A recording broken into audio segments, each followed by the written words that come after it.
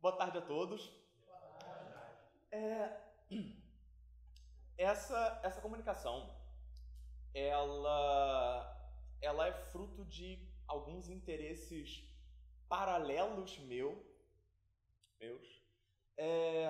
que é um pouco estranho porque, assim, tem algumas pessoas aqui que me conhecem e sabem que o que eu trabalho normalmente está muito longe de Oriente, né? Então, meu nome é Irã, eu sou professor de História Medieval na especialização da UERJ, formado e mestre pela FRJ, faço parte de um grupo de História Militar na UF, ou seja, nada mais mágico do que isso, né? Então, desde muito tempo eu venho desenvolvendo um interesse por algumas coisas do budismo, né? Não me considero budista, não me considero de nenhuma religião, mas eu tenho tido bastante interesse. E acadêmico é um problema, né? Porque você começa a se interessar pela coisa, você não pode só se interessar assim, en passant pelo negócio. Você tem que começar a caçar artigo, teses, dissertações, livros sobre o assunto, ir a fundo, arqueologia, enfim, né? Não basta ficar só ler o verbete da Wikipédia e se dar por satisfeito. Que foi mais ou menos o meu caso. Em um dado momento, eu esbarrei com uma entidade de origem hinduísta, mas ela ficou pop no budismo, né? Mas principalmente no Japão, no budismo japonês, o budismo esotérico japonês. Um deles, o representante sendo o budismo Shingon. E ao longo desse caminho, dessa trajetória, né, uma dissertação de mestrado que eu encontrei abordava justamente como mudanças na forma, na ritualização do culto, das práticas rituais referentes a essa entidade budista, elas acabaram por transformar toda a representação imagética dele no Japão. E aí, quando o Flávio aparece no Facebook, colóquio, Pestilência em Foco, Magia e Arte, eu olho, pô, perfeito, casamento, deu match. Só para dar um gostinho, né? Aliás, Flávio, esse computador tem cara. Que te apareceu aqui lá? Não, ele tem línguas adicionais, tem. Ok. Talvez tenhamos um pequeno probleminha.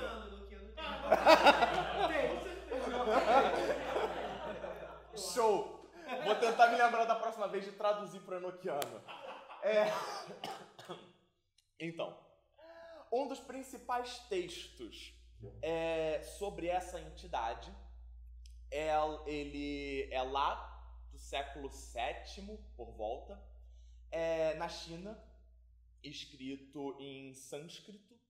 Ele é o Chanda Maharoshana Tantra. E nele é um texto todo dedicado a essa entidade. Atsalanata, Fudo, ele tem vários nomes, a gente vai ver alguns deles e os significados por trás desses nomes. Essa daí é a descrição que se encontra no texto que eu mencionei para vocês. Então, uma espada na direita, um laço na esquerda, um olhar amedrontador, uma postura de imponência, chamas por trás dele. A ideia é que seja uma figura ameaçadora, né? Aqui, mais uma descrição, só que um pouco mais condensada. Essas duas descrições, elas vão, eu vou abordar um pouco mais elas mais para frente, pelo contraste, né, que elas apresentam. A primeira tem muito mais elementos do que a segunda, né?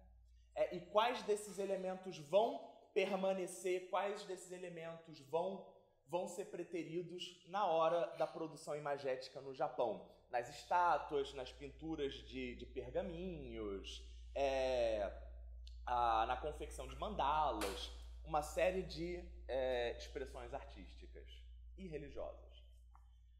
Essa é uma estátua da divindade No templo em Nara, é uma das estátuas mais famosas dela no Japão, num templo que é o principal local de culto dessa divindade, né? Dá para visualizar um pouco melhor. E eu gostaria de chamar bastante atenção aqui para 3 elementos. O primeiro é um dente para cima e um dente para baixo. Outro elemento, o olho meio fechado, como se ele estivesse tentando enxergar alguma coisa muito longe, né? E aqui na cabeça dele 7 coques. Não parece muito, mas aquilo ali são coques em cima da cabeça dele. Bom, o nome. Oi? Sim, entrou. Tudo certinho. Bom, no Japão, essa entidade é conhecida como Fudo-Myo. Originalmente, na Índia e na China, ele é conhecido como Atsala, né? E Fudo é a tradução para japonês de Atsala, que significa imóvel. E os mesmos caracteres em japonês utilizados para você simbolizar Fudo também podem simbolizar montanha, né? É a ideia de que a montanha é aquela coisa sólida, de que de lá, né, Maomé tem que ir para lá. O título dele, um dos possíveis títulos dele, em sânscrito, Tsanda Maharoshana.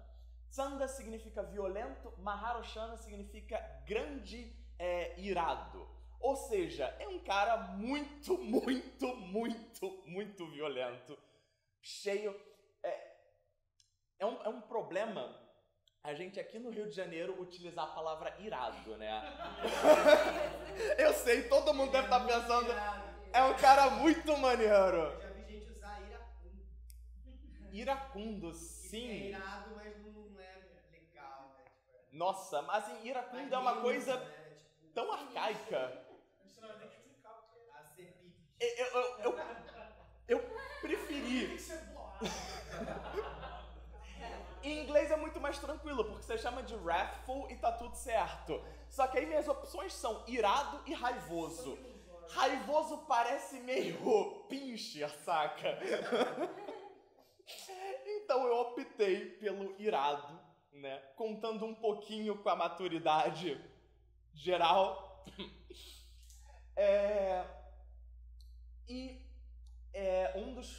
Geralmente em japonês, um dos títulos dele é Myo. Ele é um Myo, de vários outros Myo-os. Que em sânscrito seria Vidyaraja. A raiz vid significa conhecimento ou sabedoria, mas também pode significar luz. Vidya é feitiço em sânscrito. E tanto o termo Myo em japonês pode tanto simbolizar luz quanto feitiço, né? E Raja, senhor, rei. Então dá para traduzir mais ou menos o título dele como rei da luz, rei da sabedoria, rei iluminado, rei imóvel dos feitiços, né? Fudo-Myo, o rei imóvel dos feitiços ou rei imóvel da sabedoria, da luz. Existe essa polissemia possível aí, né? Como é que esse Fudo-Myo chegou no Japão? Bom, o budismo per se chega no Japão ali por volta do século VI, através ali da Península Coreana, né? Todo mundo sabe, o budismo, ele nasce na Índia, mas floresce na China. Ele é levado ali século IV, V para a China, e na China ele ganha boa parte das expressões que a gente conhece hoje em dia, né? Lá pelo século IX, que essa vertente esotérica do budismo vai ser levada para o Japão. Ela vai ser levada e até hoje em dia permanece. Nós temos 2 escolas esotéricas, que é o budismo Tendai e o budismo Shingon, que no Japão vão ser classificados como Mikkyo. que são os ensinamentos secretos, né? Mas ao contrário de algumas ordens herméticas ocidentais, a ideia de ensinamentos secretos, esotéricos e secretos, perdão, faltou ali os secretos, a ideia é que só apenas quem é iniciado que vai estudar, mas não é como se fosse um problema falar disso para outras pessoas, mas quem realmente vai estudar, quem realmente vai conhecer, é quem está ali dentro, quem se ordenou monge, enfim.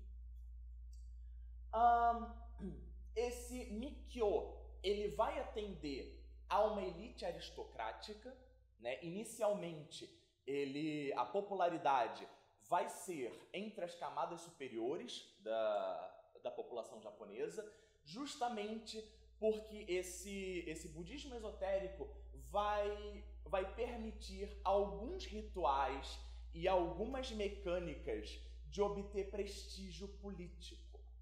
Então, a classe política vai enxergar nesse budismo esotérico, né, uma nova ferramenta de avançar as suas agendas, de conquistas políticas e por aí vai. Coisa que o budismo Mahayana e Theravada, que são as linhagens não esotéricas do budismo, não oferecem, né, dessa forma. Bom, qual a diferença entre o Tendai e o Shingon? E aliás, peço desculpas, eu realmente preciso dar um panorama gigante antes, porque eu não acho que budismo seja uma coisa de conhecimento muito, muito comum. Então, não é só porque eu sou historiador e eu gosto de falar não, tá, gente? Mas também.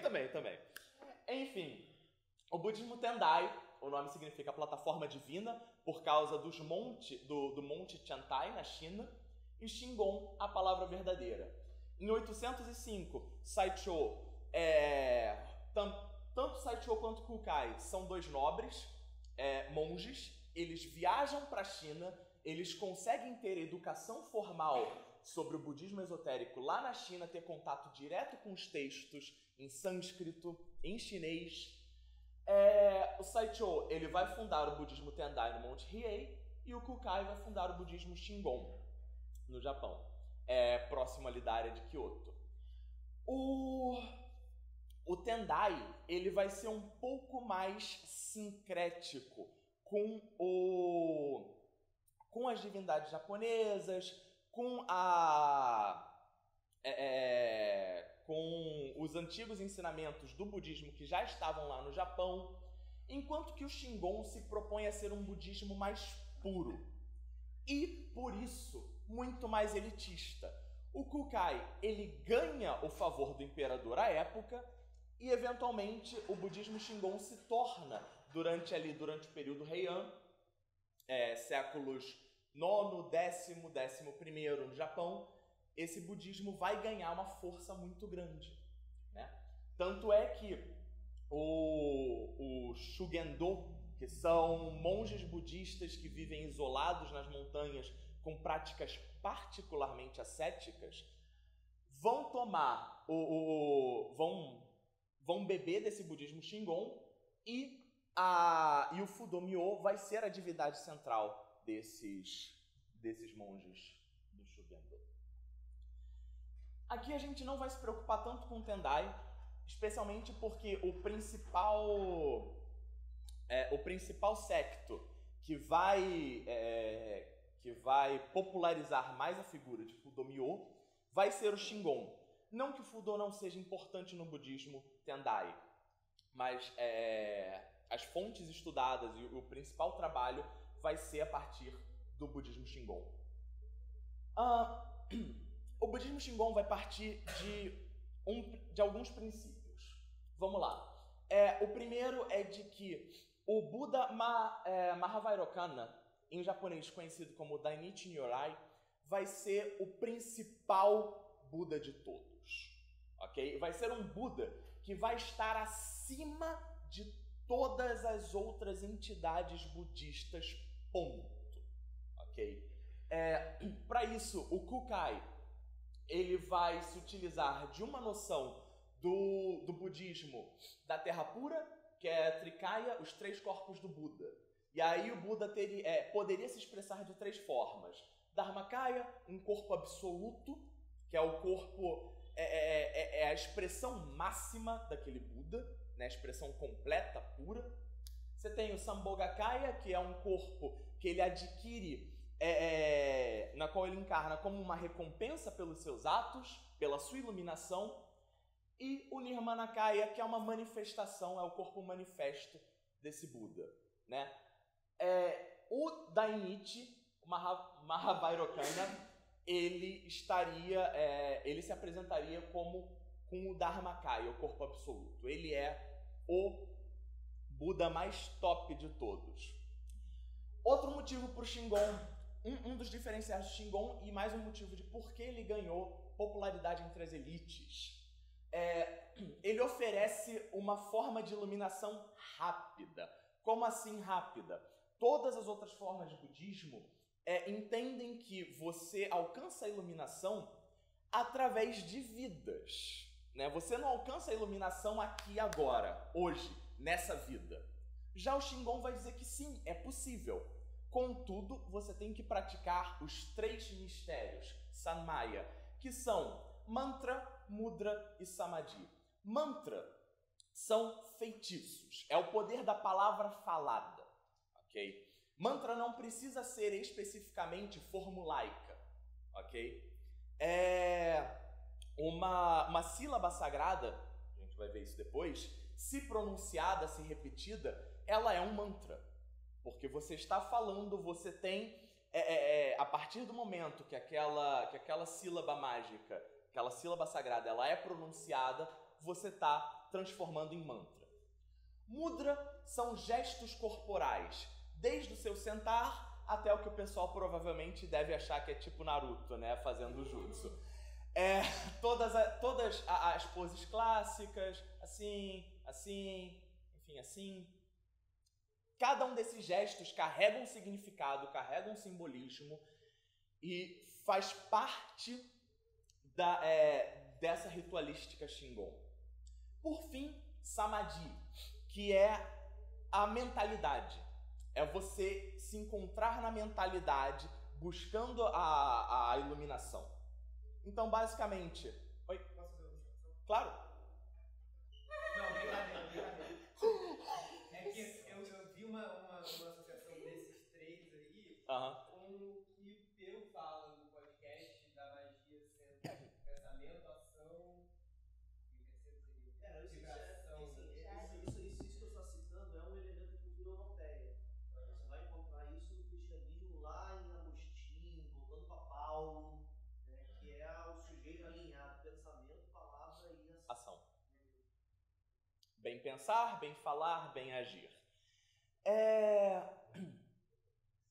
Enfim, o budismo Shingon ele vai ter 2 textos como principais bases no seu fundamento. São os textos que o Kukai vai trazer da China, que é a Sutra. Sutra significa texto, né? Mahavairocana Sutra e o Vajrasekhara Sutra. Desses 2 textos, nós vamos ter outros 2 elementos importantes para a cosmologia do budismo Shingon, que são as mandalas dos 2 mundos, Yokai Mandala. De um lado, a mandala do mundo uterino, também conhecido como mandala do reino matriz, que é a Taizokai Mandala, e do outro lado, a Kongokai Mandala, mandala do mundo diamante ou do reino adamante.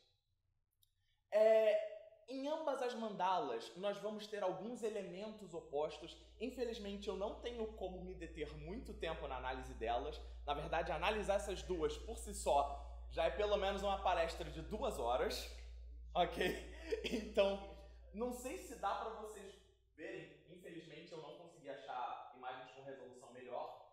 Mas aqui, a mandala inteira está composta por entidades, por Budas, Bodhisattvas e outras entidades iluminadas ou a caminho da iluminação, tanto aqui quanto aqui.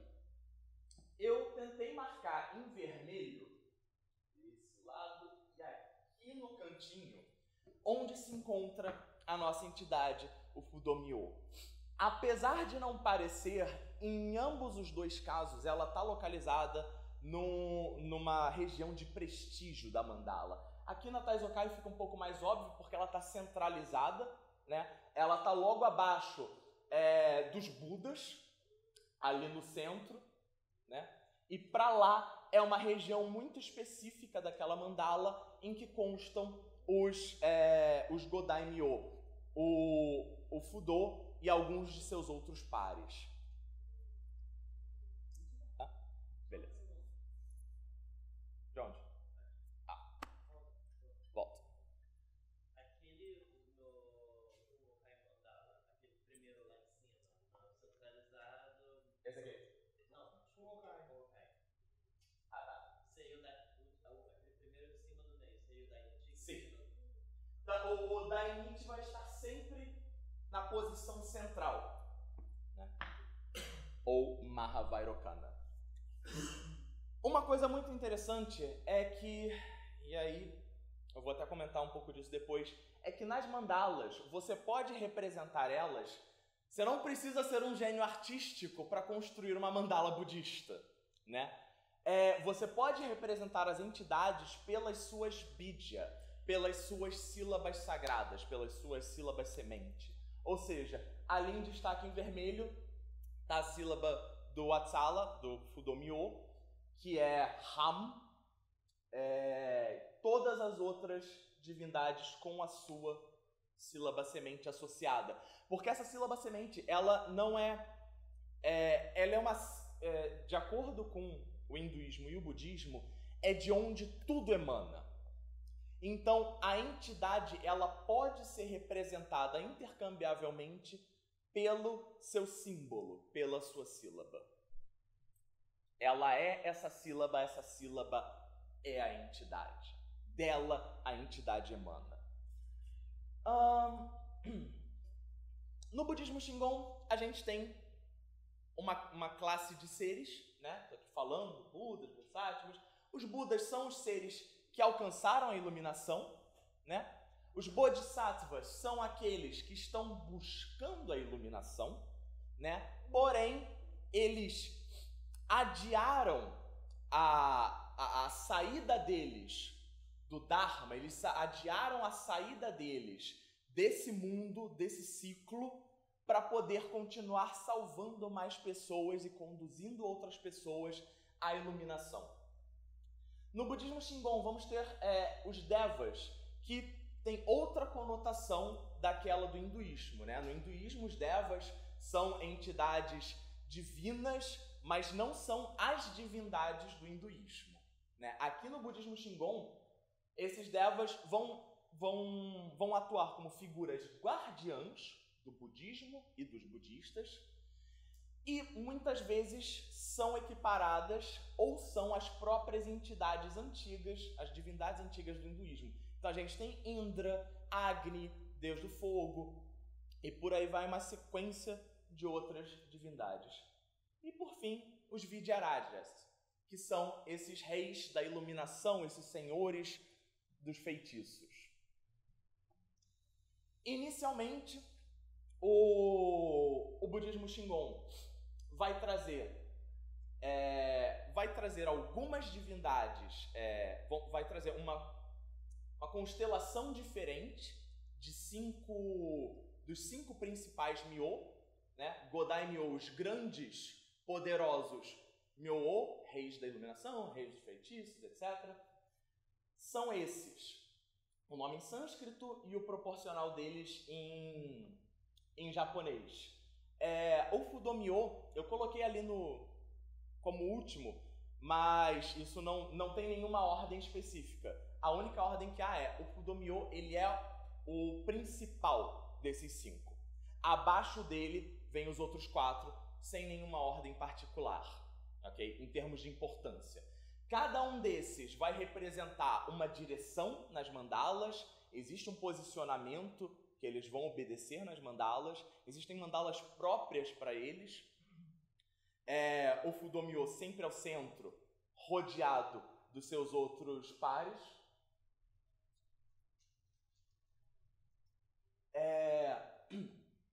eles são primeiro introduzidos num manuscrito chamado Nin-no-gyo, Sutra dos Reis Benevolentes, e possui duas traduções. A primeira, uma tradução antiga, que vai colocar esses Myo como bodhisattvas, protetores da terra, do budismo, mas sem muitas características. Quem realmente vai trazer o Fudo-myo para uma relevância maior nesse texto, para uma posição de mais prestígio, vai ser um camarada chamado Amoghavajra, em japonês conhecido como Fuku, mais fácil de falar.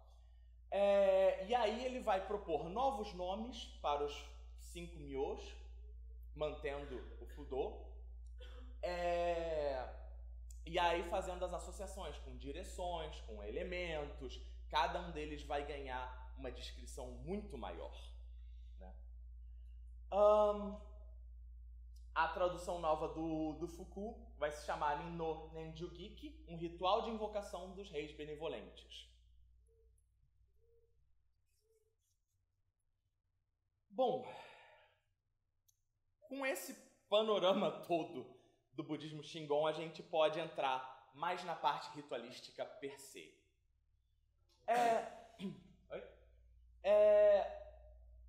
Vamos lá.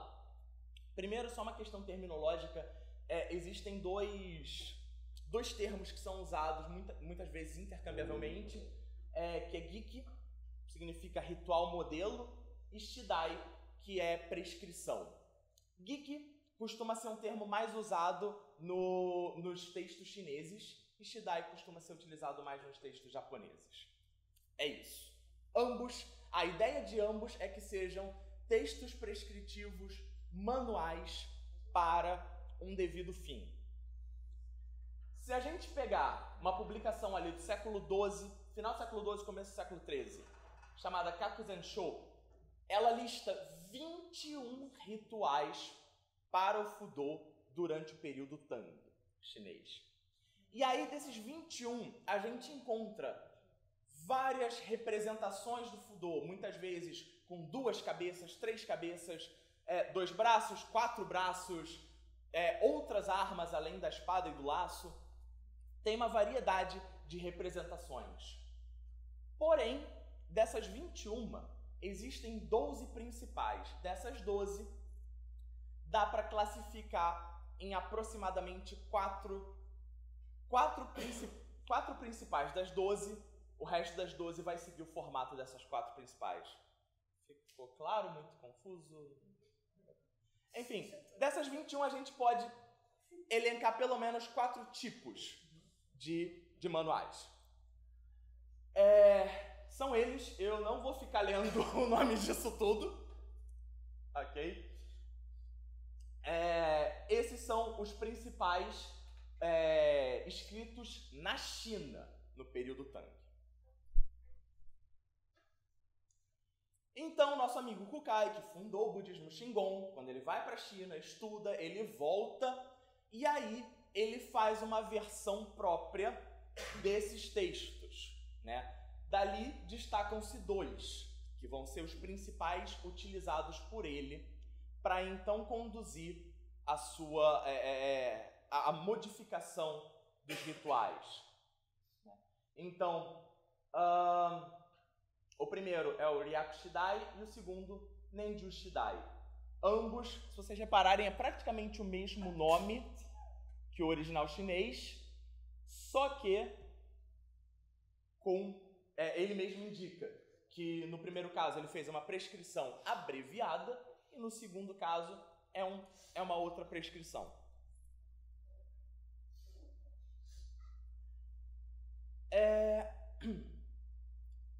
Para a gente falar também da ritualística Shingon, um dos principais rituais deles é o ritual Goma, ou Homa, que é o ritual do fogo. Basicamente, os monges se juntam, fazem o passo a passo do ritual, que vai envolver mudras, mantras e samadhi, visualização, palavra e gesto. e eventualmente eles queimam oferendas no fogo. Cada um, esse ritual Goma, ele pode ter uma série de finalidades. As 4 principais são proteção contra doenças, proteção contra inimigos, enfim, prosperidade, dinheiro, subjugação do mal, ou seja, se você tiver alguma coisa realmente pesada, alguma coisa muito tensa de resolver, um inimigo muito poderoso, você usa isso para acabar com o seu inimigo.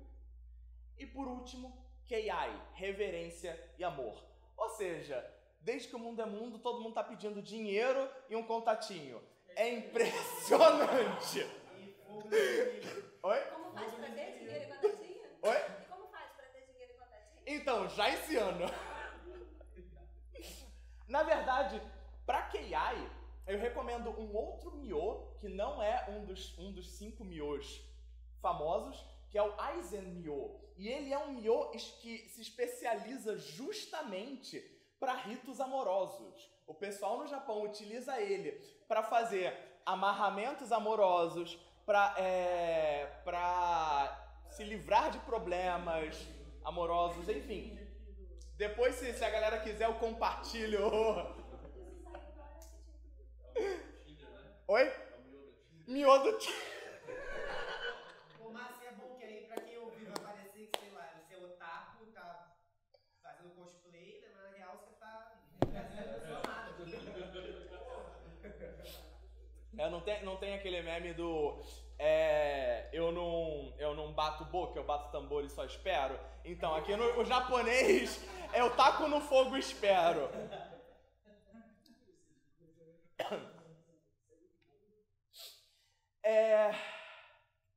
Excelente.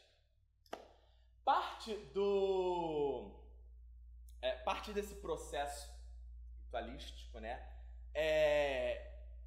envolve o que é chamado de Honzonkan, que é a visualização da entidade.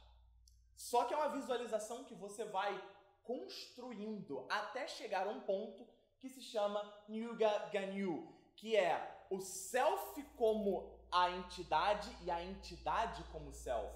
Ou seja, não é apenas você visualizando a entidade, é você se vendo como a identidade e como se ao mesmo tempo a entidade fosse você. Isso aí é familiar. Familiar pra todo mundo, né? Tem que ser um tal de calé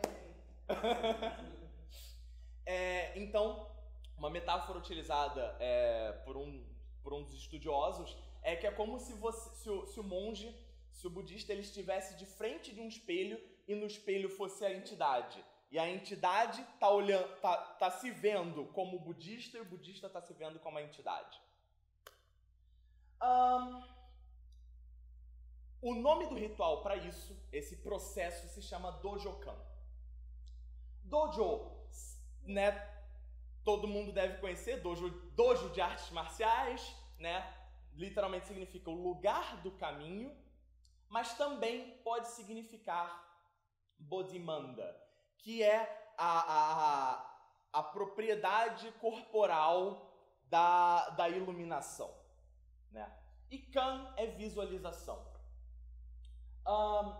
Existem 3 tipos de Dojokan, que é o longo, o médio e o curto. O Kukai, ele vai, quando ele for o texto que ele escreve prescrevendo o Dojokan para o Fudomyo, prescrevendo esse ritual de visualização, de identificação do Fudomyo, ele vai se ater à versão longa. O que é a versão longa? São os 3 passos, né? Primeiro você constrói o Kikai, Kisekai, o mundo receptáculo. Vai ser um momento que você vai imaginar os 5 elementos, muitas vezes representados fisicamente por uma estupa, que é como se fosse uma lápidezinha ou uma torre de pedras. E essas pedras, elas vão ter as inscrições dos 5 elementos. Então, primeiro você tem que preparar o mundo físico, né? Na sua visualização, né? E muitas vezes com o representante mais concreto. E aí você vai para a Torre Altiva ou a Torre de Joias, Rokaku, que é o momento em que você presta reverência ao Buda Mahavairocana, você enxerga os elementos do Palácio do Buda e, por fim, que é o passo mais importante de todos, que é a mandala. Um dos escritores do budismo Shingon, ele veio depois do Kukai, o Shunryu. Ele vai se ater à versão curta na hora de prescrever o ritual. E o que é a versão curta? Você corta o número 1 e o número 2, você fica só com a mandala.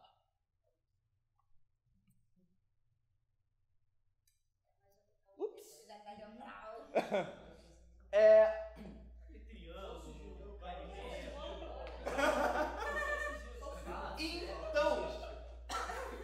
Então, só que quando você constrói mandala, você tem que obedecer a algumas coisas também. A construção da mandala não é simples, porque é na mandala que a divindade habita. A mandala é o mundo em que a divindade se encontra, que a entidade se encontra, né? É de lá que você vai puxar a entidade. Então, para isso, você precisa da Bidya, da sílaba sagrada da entidade. Você precisa da Sammayakei, que é a forma física, ou seja, você vai estar utilizando um instrumento para simbolizar a divindade. No caso do Fudo, pode ser uma espada, pode ser um Vajra, já vou mostrar o que é, pode ser a corda dele, pode ser a Bidya escrita, você primeiro fala a Bidya, pode escrever a Bidya, e por fim, alcança-se o que é chamado de Sonkei, que é a antropomorfização da entidade. Você visualiza a cara dela, a cara da entidade. E nesse momento, alcança-se o Honzonkan. Alcança-se a visualização completa da entidade. Isso é um processo de construção que vai do mais abstrato, ou seja, pensar nos elementos, montar o cenário, o dojokan, e você vai construindo até chegar no que é entendido como o elemento mais concreto, que é a entidade em si, até você terminar de imaginar, visualizar a entidade. Essa é a Bidya do Fudo-myo, Ram. E eu falei de Vajra. Existem vários tipos. Em cima e embaixo são tipos de Vajra. Então você tem de from, alguém? Então, o sino é a parte de baixo, a parte de cima tem só uma dessas pontinhas. E aí você tem de uma ponta, de 2 pontas, 3 pontas, 4 pontas. E aí aqui embaixo também tem outros tipos sem sino, que dos dois lados tem as pontas. Desculpa, galera, o português me faltou agora. Mas enfim, todos eles. E Vajra em sânscrito significa trovão.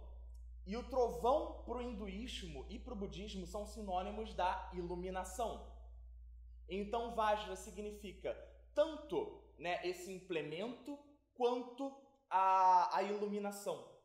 Ele é simbólico do processo de iluminação.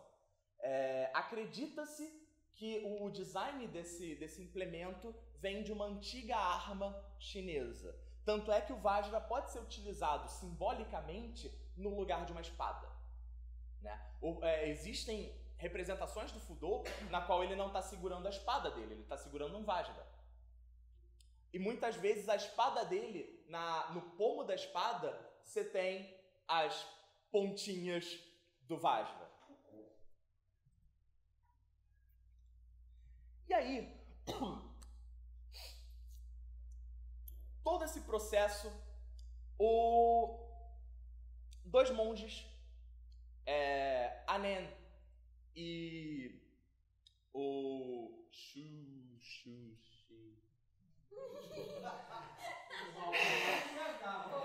né? Shunryu. Foi dele. Segurou, pega até aí. Gente. E olha que eu tenho uma memória ruim. É por isso que eu dou graças a Deus que na minha linha de trabalho a gente escreve as coisas e bota no PowerPoint. Porque se depender de eu lembrar sozinho, galera, não rola. O Wanen e o Shunryu são dois escritores prolíficos do budismo Shingon que vão vir depois do Kukai e vão introduzir na ritualística, todos aqueles passos, eles vão introduzir mais um passo, que é um passo conhecido como as 19 visualizações. E aí, finalmente, o ponto principal da comunicação, que é como que essa mudança essa mudança ritualística acarretou numa mudança imagética. Se vocês repararem, esse Fudo aqui, na cabeça não tem coque nenhum, isso aqui é uma lótus. Isso é uma coroa de lótus. Os dois olhos abertinhos. Os dentes do Fudo estão assim, os dentes de baixo mordendo o lábio de cima, né? A espada sem chama alguma. Claro que alguns elementos permanecem, as chamas ao fundo, o fato de ter uma espada numa mão e a corda na outra, por aí vai.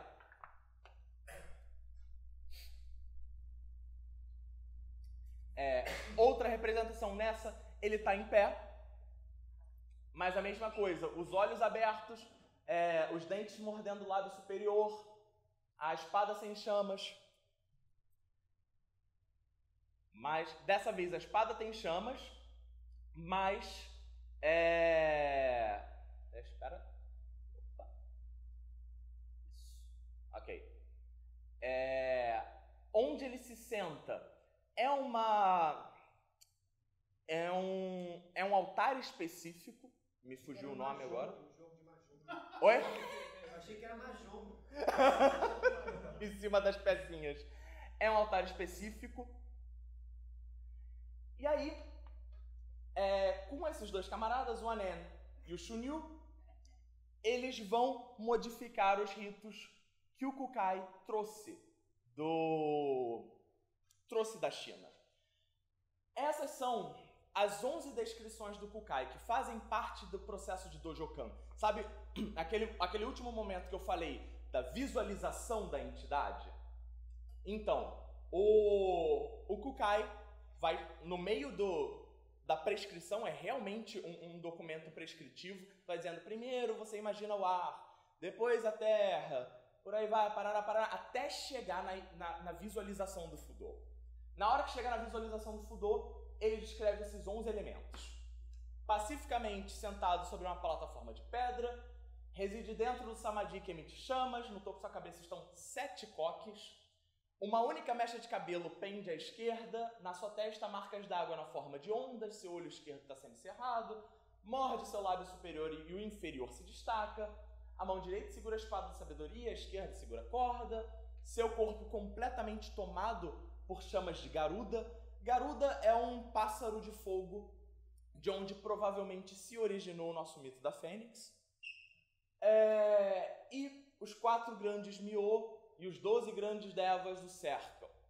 Essa é assim que, para o Kukai, o budista deveria imaginar o Fudo Myo.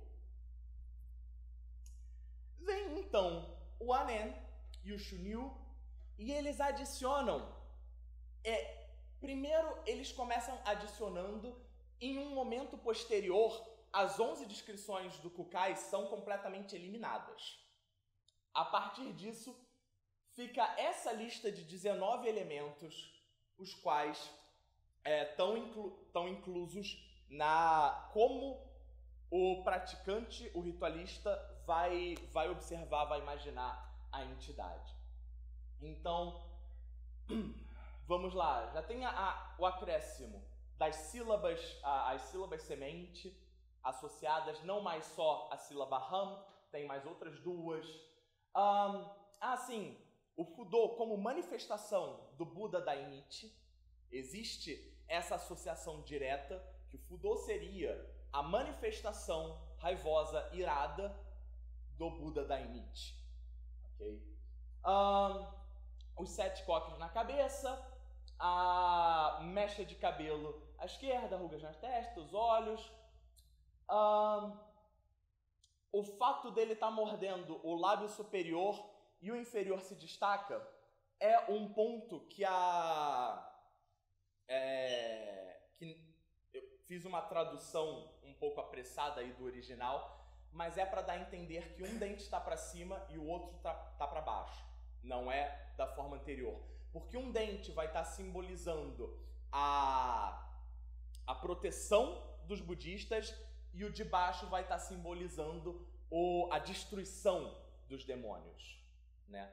O Fudô, ele é um dos atributos dele, é justamente o de, com a espada, cortar e com o laço prender demônios. Tanto demônios materiais, quanto o que o budismo vai entender como antaraya, impedimentos, que são tanto os seus vícios, suas dúvidas, suas preocupações, seus comportamentos negativos, todos esses demônios interiores.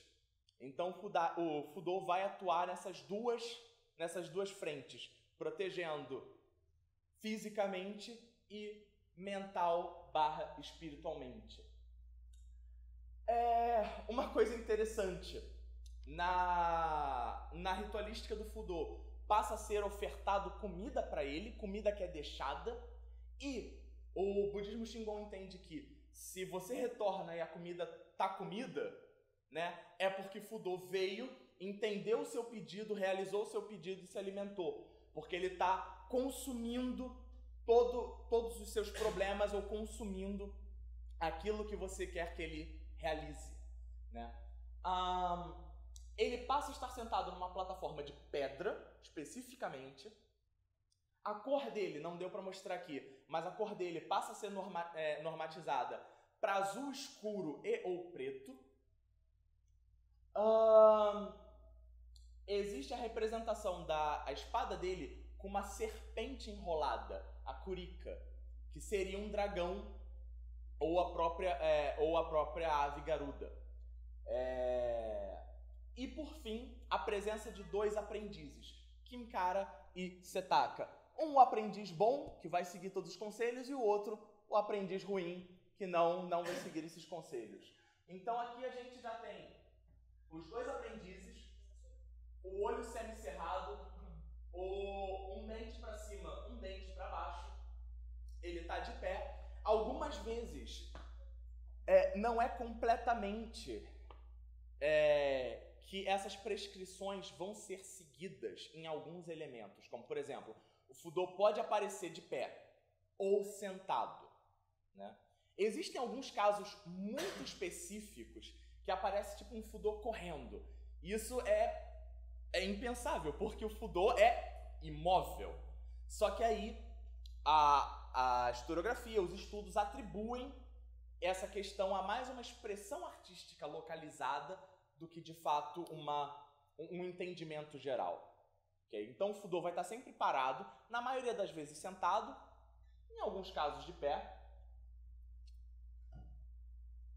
Temos aqui mais os 2 aprendizes dele, na cabeça os 7 coques, não mais uma coroa de lótus, como eram as representações vindas da China. Eu adoraria falar mais de outras partes do ritual, como, por exemplo, o Fujikan, que vai unir as 19 visualizações, um mapeamento de sílabas sagradas no corpo, de sílabas sementes no corpo, e como parte do ritual de visualização e de autoidentificação, o budista ele vai tocando as partes do corpo e colocando simbolicamente as sílabas lá, de forma que ao fim desse processo e com as 19 visualizações, a confluência entre o budista e a entidade esteja completa, né?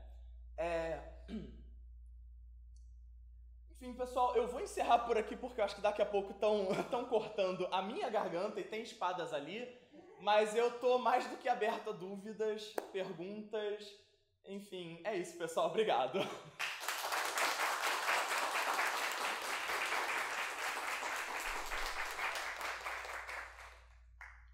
Falou que ia passar o feitiço no contatinho.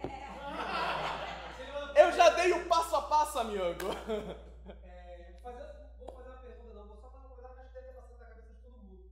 É muito legal como é uma cultura totalmente fora da nossa tradição esotérica, ocidental, mas é uma coisa